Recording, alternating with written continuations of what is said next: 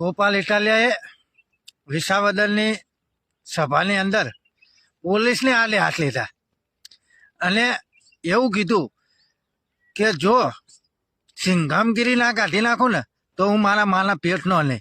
શું કામ આવું કીધું એ જુઓ આખો વિડીયો, અને બને એટલો મિત્રો આખો વિડીયો શેર કરો, કારણ કે આ તો પોલીસને કીધું કે સિંઘામગીરી ના કાઢું ને તો હું મારા માના પેટનો નહીં. તમે જુઓ આખો વિડીયો અને બને એટલો આગળ શેર કરો મિત્રો. આજ દિવસ સુધી એ સસ્તા અનાજની ચોરી કરનારા ઉપર એફઆઈઆર નથી થઈ. આ વિસાવદરમાં જે ઘટના બની અને એ ઘટનામાં હું ઉપવાસ ઉપર બેઠો ને એનો વિડીયો ઉતર્યો ને વિડીયો વાયરલ થયો, એમાં 4 છોકરાએ કોમેન્ટ કરી તો જુનાગઢના એસઓજી વાળા, ક્રાઇમ બ્રાન્ચ વાળા અનેક નિર્દોષ લોકોને ઉઠાઈ આવ્યા. મારે આજે કહેવું છે કે અમને બધી જ ખબર પડે છે, બધાની સિંઘમગીરી હોહરી નો કાઢી નાખે તો હું મારી માના પેટનો નહીં.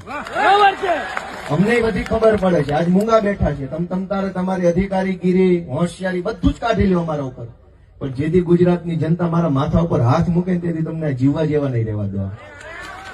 આ હું સમજો છું. ચોર લુખાઓ ખુલ્લે આમ ફરે છે, બુટલેગરો ખુલ્લે આમ ફરે છે, ભાજપના ગુંડાઓ ખુલ્લે આમ ફરે છે, અનાજ માફિયા ખુલ્લે આમ ફરે છે, રેતી કાઢનારા, અનેક ખોટું કરનારા, સરકારી ગૌચર દબાઈ બધા ખુલ્લે આમ ફરે છે. અને સરકારી ઓફિસોમાં બેઠેલા સિંઘમોની ઓકાત નથી કે ગુંડાઓને રોકે.